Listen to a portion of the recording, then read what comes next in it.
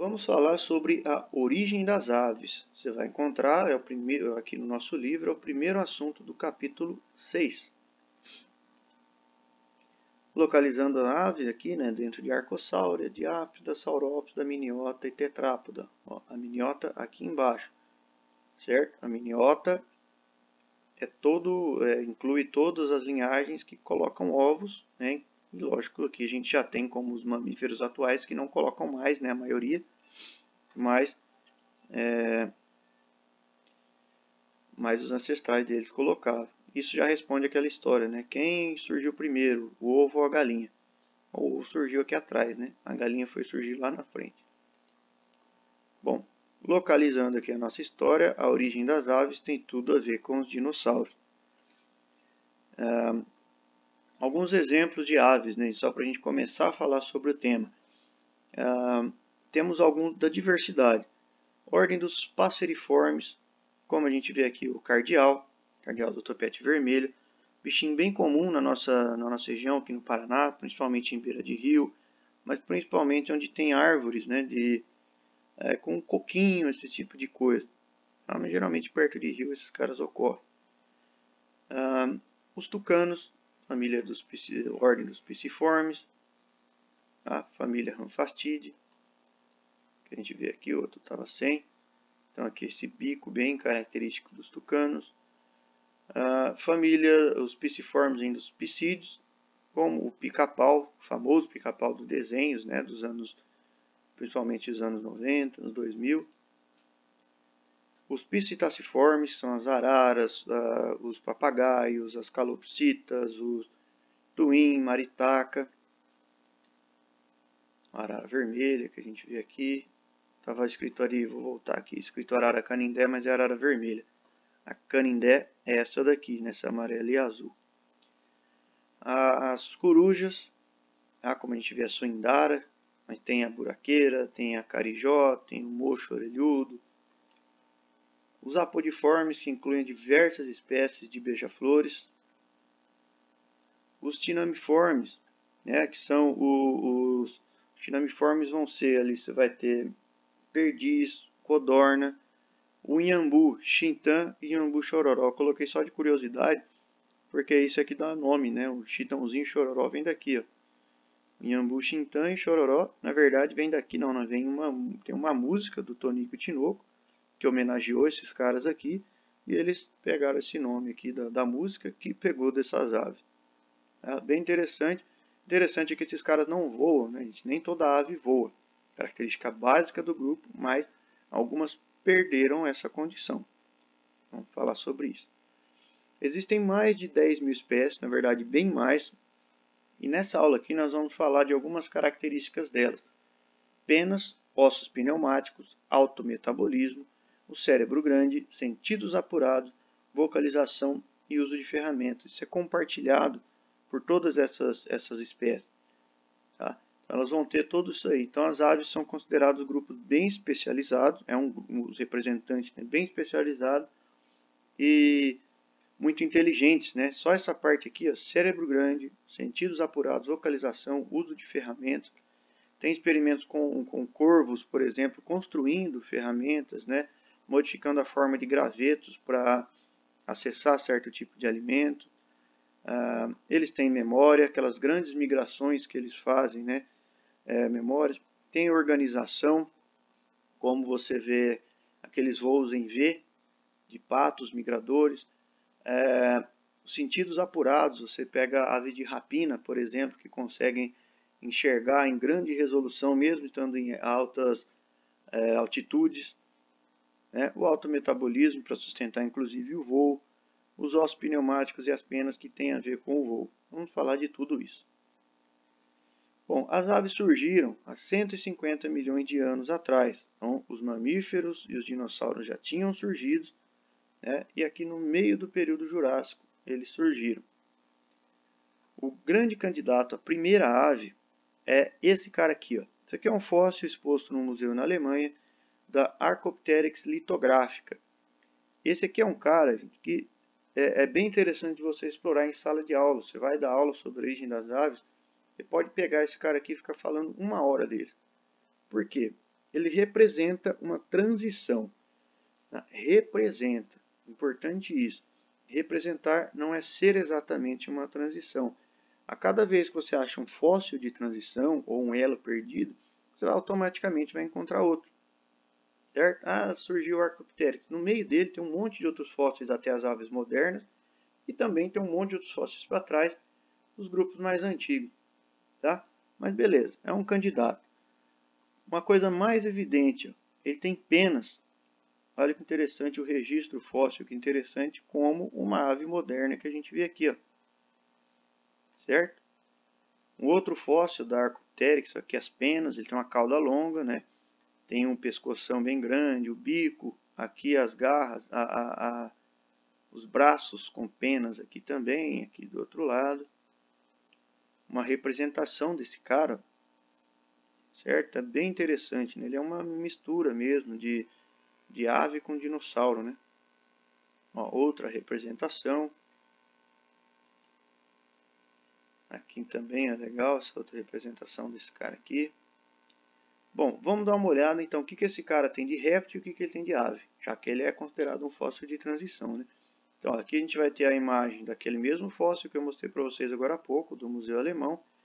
Aqui a gente tem uma ampliação da cabeça e aqui nós vamos ter um esqueleto de uma árvore moderna. Tá? Então quando a gente pega o bico desse cara aqui, ó, o bico dele está aqui, aqui a gente vê dentes. Aves modernas não têm dentes, répteis têm dentes, então isso assemelha ele com os répteis. Outra coisa que assemelha ele com os répteis é a presença de garras grandes, tanto nas mãos quanto nas pernas. As aves atuais têm garras, mas só nas pernas e pequenininhas, salvo exceções, né? A cauda longa, então percebam aqui a cauda desse cara com as penas, aqui a cauda bem longa. Olha o tamanho da caudinha, esse esqueleto aqui é de uma galinha, né? O pessoal que gosta de comer frango, essas coisas, chama de curanchinho, né? É isso aqui, ó. Então isso é o que sobrou da cauda. Tá? Aqui é o fêmur desse cara, aqui é a cintura pélvica, né? E aqui a gente vê aqui a caudinha pequenininha. E aí o que esse cara já tem a ver com aves? O pescoço em forma de S, que a gente vê aqui, ó. Que também vai aparecer nos dinossauros e aparece sim em alguns répteis, tá? Mas é comum das aves. Também que assemelha ele com as aves, penas com vexilos. O que é um vexilo? Um vexilo é a parte funcional de uma pena, certo?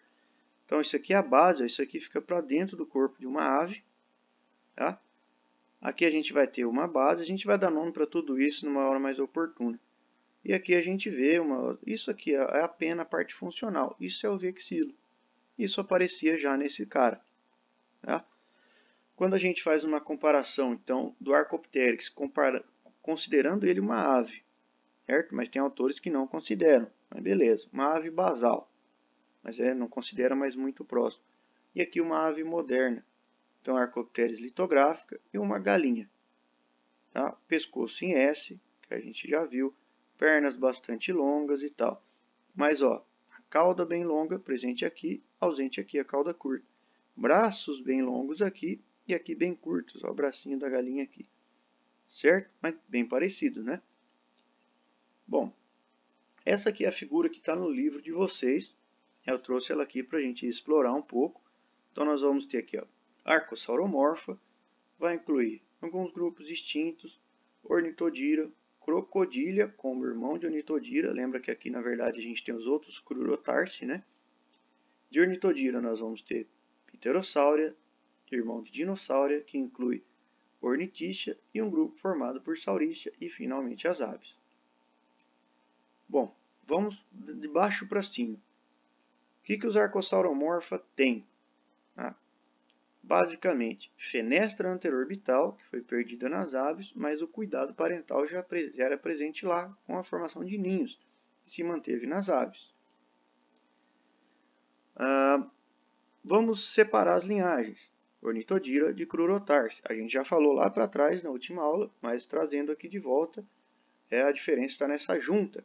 Junta crurotarsal, os crocodílios, tem esse pininho aqui no astrágalo, que faz a conexão aqui com o calcânio ausente em Ornitodira. Beleza? Isso foi mantido nas aves e as aves modificaram. Aqui vai ter um pino que vai surgir depois. Os crocodílios, só para a gente não perder a viagem, né, tem o palato secundário presente, que não é presente nas aves. Chegamos nos ornitodiras. As vértebras, eles têm mais vértebras cervicais do que dorsais. Isso se manteve nas aves. E também o alongamento da tíbia e do metatarso, certo? Isso entre metatarso são os dedos ali, já começando os dedos da mão até chegar nas falanges depois, né? O que liga basicamente ao punho, uma forma bem simplista, né? Então aqui já é interessante, gente. Isso aqui a gente está vendo o que surgiu lá atrás e é mantido nas aves. Isso que é o interessante dessa aula. Então vocês percebam aqui, ó, o fêmur. Aqui a gente já tem a tíbia e fíbula. E aqui começa o pé desses caras. Aqui, ó. Então isso aqui é o tornozelo. Isso é o joelho. Isso já surgiu lá atrás. Pensa aí na perninha da galinha, a mesma coisa. Bom, chegamos aqui em Pterossauria. Esqueça essa setinha que eu esqueci de editar e ela ficou perdida aqui. Pterossauria. Pterossauria já é, chegamos a Ornitodira, então ele compartilha aquela característica. Mas eles têm aqui, ó, uma mão com 3 dedos pequenos e um quarto dedo bem alongado. Então é muito diferente da asa de uma ave. Então tem gente que costuma falar, os pterossauros, as aves descendem desses caras. Não. As asas das aves a gente vai ver que são bem diferentes. As asas são análogas. Lembram de analogia e homologia. Então aqui, ó, é o quarto dedo bem longo. E aí tem essa membrana, que isso é a asa de um pterossauro. Comparando, pterossauro aqui em cima, a gente tem o dedo bem grande e aqui a membrana. Aves, olha aqui o tamanhozinho do dedo das aves. Isso aqui são os dedos das aves. Também são 3 dedos, mas pequenos. E aqui as penas. Do morcego, só para aproveitar a comparação, também muito diferente. Então aqui a membrana deles, ó, entre os dedos da mão. Tá? Um dedo aqui e os outros dedos aqui. A membrana chegando aqui em algumas espécies de morcegos até o tornozelo deles. Aí temos também dos peixes voadores, que são voadores entre aspas, né? Eles saltam da água e planam. Então tem membranas entre aqui os raios dérmicos. E os insetos, aqui você deve ter visto em outra disciplina, que também é membrana entre alguns vasos que tem aqui, bem esclerotizados. Tá? Então todos esses caras têm asas, cada uma com origem independente uma da outra. Certo? Cada linhagem evoluiu o seu tipo de asa. Bom, e aqui o pterossaurinho abrindo aqui as suas asas só para a gente ver. Chegamos em dinossauria. Então, os dinossauros evoluíram um pescoço em forma de S, membros peitorais em menos da metade dos pélvicos. Então, os braços bem menores do que as pernas, como temos nas aves, e o quarto dedo da mão reduzido. Então, isso aqui a gente já começa a ver dinossauro bem parecido com ave. Dentro de dinossauro temos Ornithischia, né, um grupo irmão aqui das aves e dos sauríceos, que tem o pubis voltado para trás. Não se preocupem que o próximo slide já vou explicar o que é isso. Essa é uma representação do psitacossauro. Eles têm um bico córneo, que isso é bem interessante. Por muito tempo se achou que as aves eram mais aparentadas desses caras do que desses, dos Ornithischia do que dos sauríceos, exatamente por causa do bico.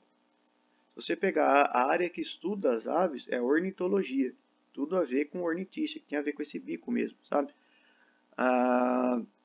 Então, mas depois dessa descoberta do pubis e de análises moleculares, viram que não. A proximidade era com o sauríceo. Percebam aqui nessa representação que provavelmente algum tipo de pena, mesmo que tenha esse formato, isso aqui tem um tipo de pena, já tinha surgido lá atrás. O que é esse pubis voltado para trás dos Ornithischia? Aqui temos a tíbia fíbula, fêmur, cintura pélvica e coluna vertebral. Pubis voltado para trás. Esse é o osso púbico. Vamos ver aqui, ó. Mesma imagem, ilho, pré-pubis, isquio, pubis voltado para trás. O acetábulo é o orifício aqui onde vai se encaixar ali o fêmur, né? A articulação do fêmur.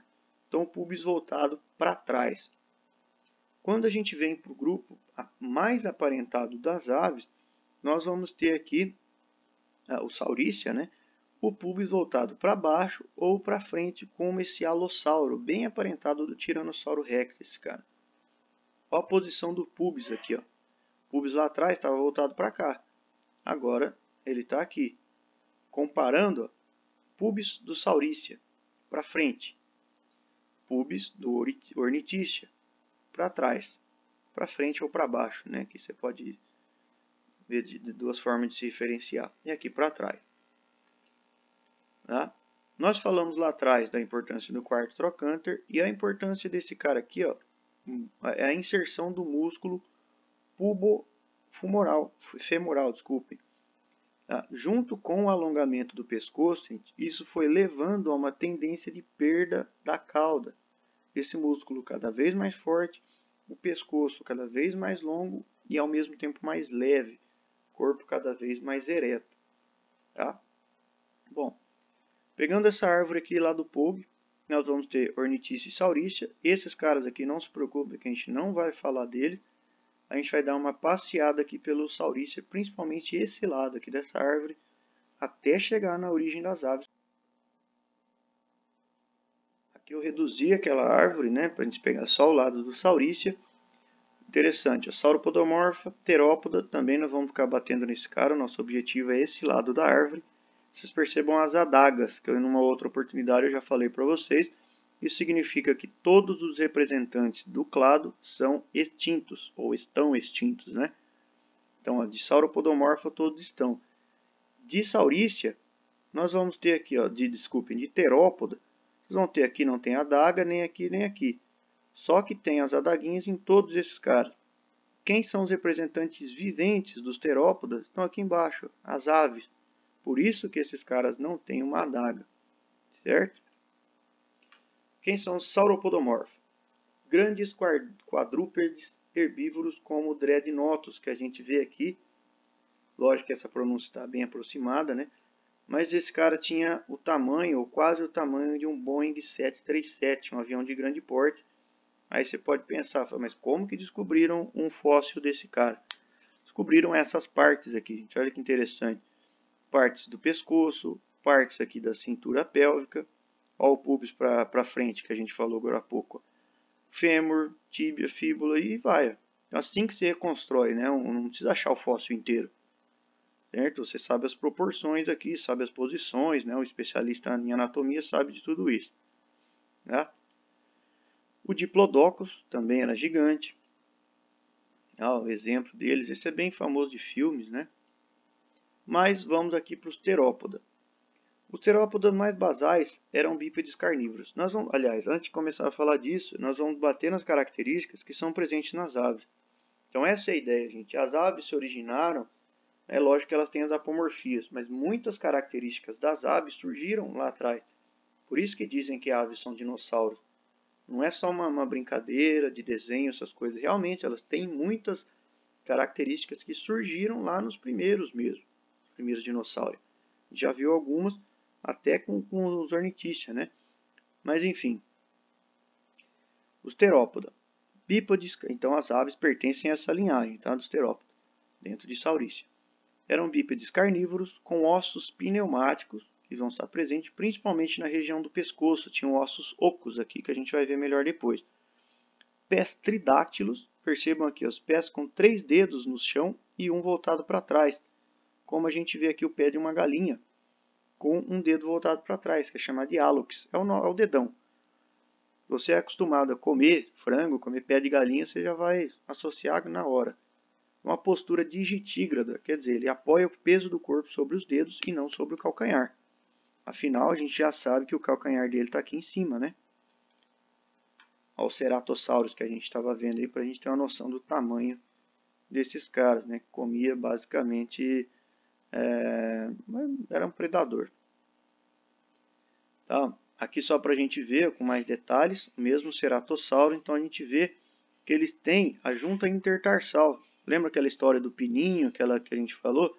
Então o tornozelo é bem aqui em cima.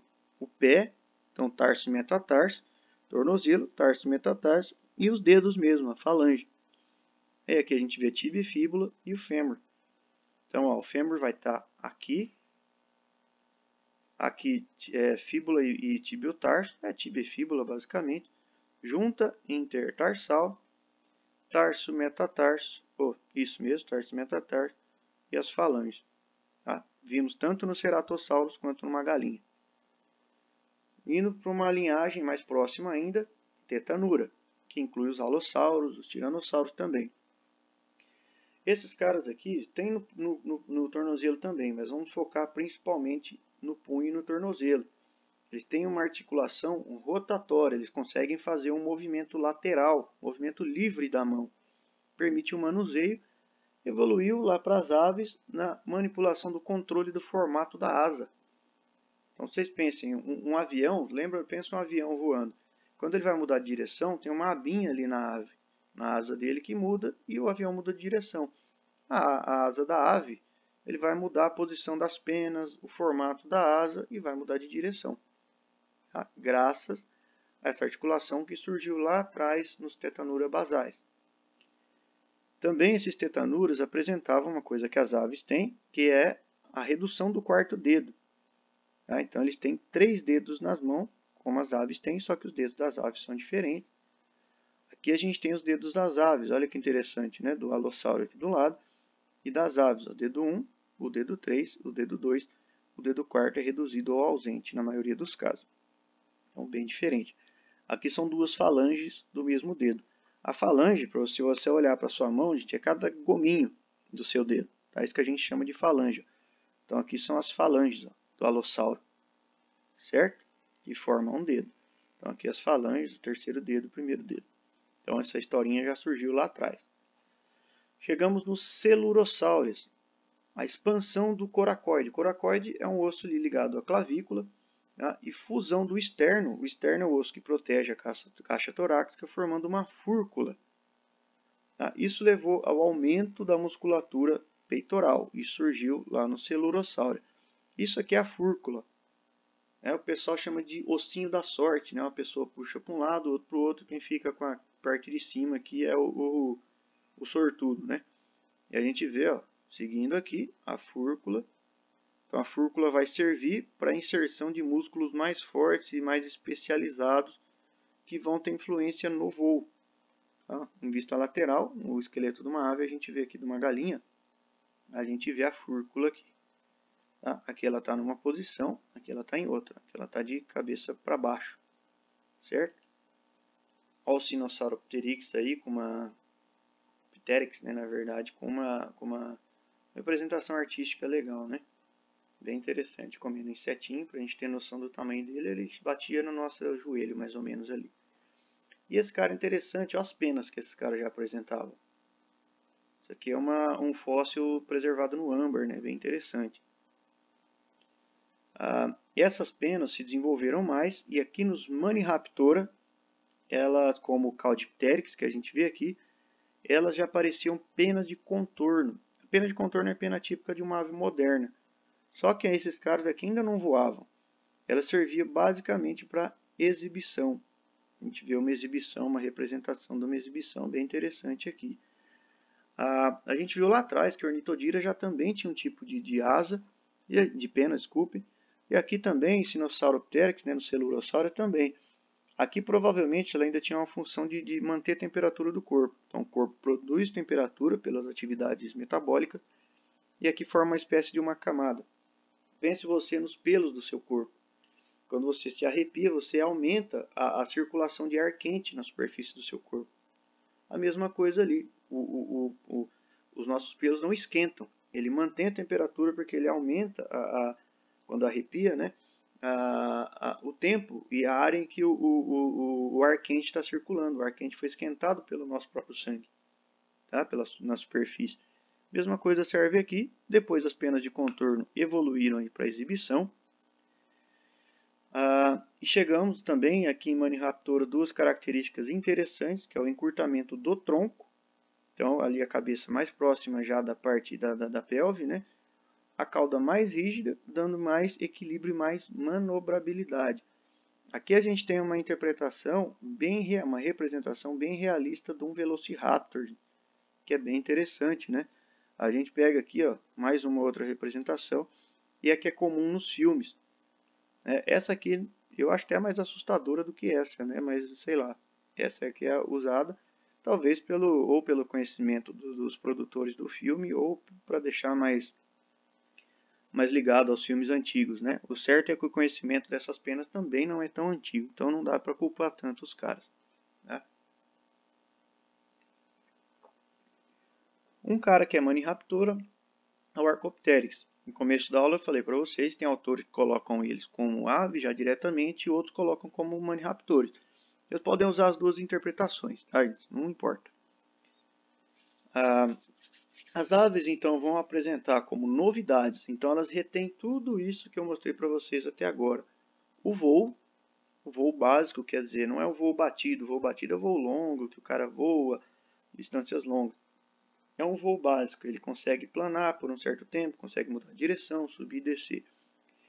O empoleiramento, perda progressiva dos dentes e desenvolvimento de um bico córneo bem forte. Então, ó, as aves modernas estão aqui. No cantinho da nossa árvore aqui, chamado de Neornithes, que inclui Paleognatha e Neognatha, a gente vai falar sobre isso. Os Archaeopteryx, aqui nessa árvore, nós estamos incluindo em aves. Então, se você me perguntar, é ou não é ave? Nós vamos colocar aqui para ter, né? É bom a gente ter uma definição nossa, pelo menos, né?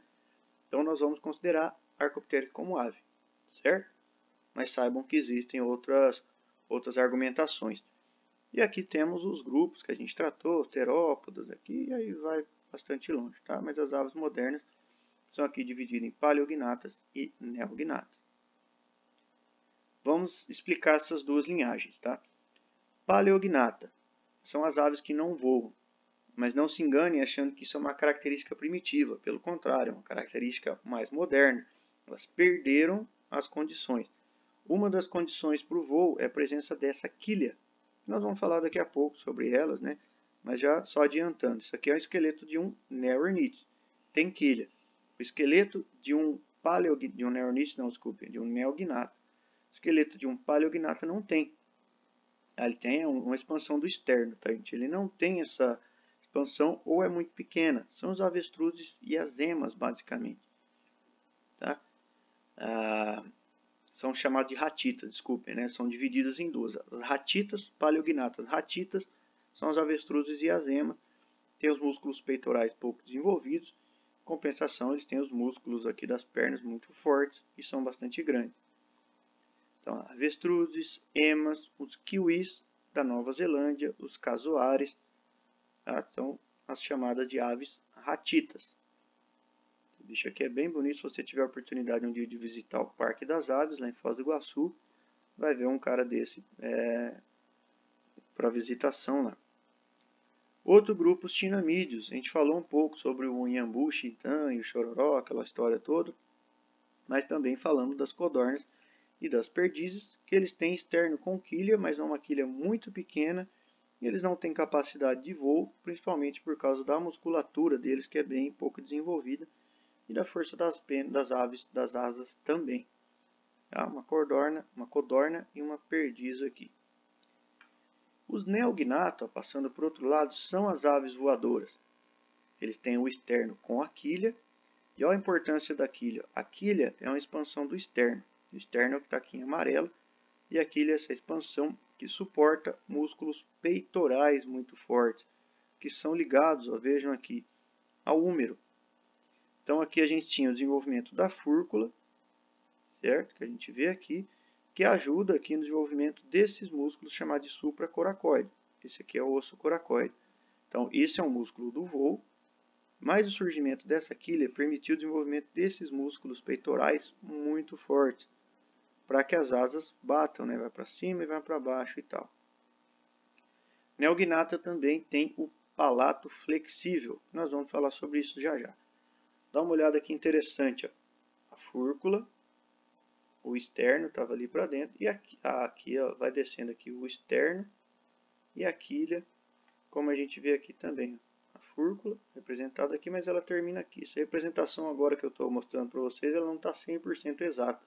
Porque na verdade a quilha é uma extensão do externo e não da fúrcula, tá?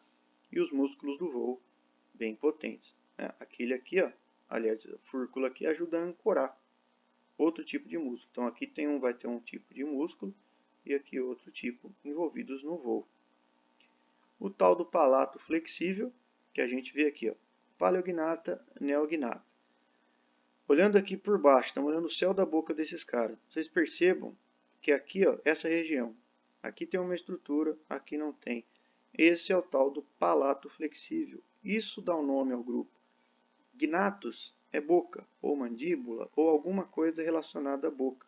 Neo quer dizer novo, paleo, antigo. Mesmo que esse grupo seja mais recente, a gente falou que eles perderam o voo, a condição do céu da boca deles é a condição ancestral, que existia antes. Esses caras desenvolveram e esses não.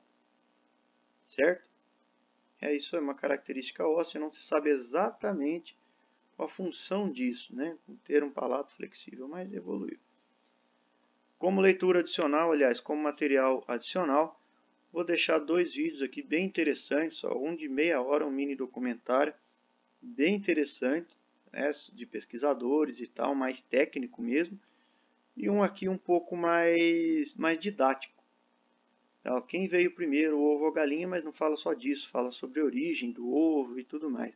Compara com peixes, com anfíbios, é bem legal esse aqui, bem interessante mesmo. Certo? Então, até a próxima.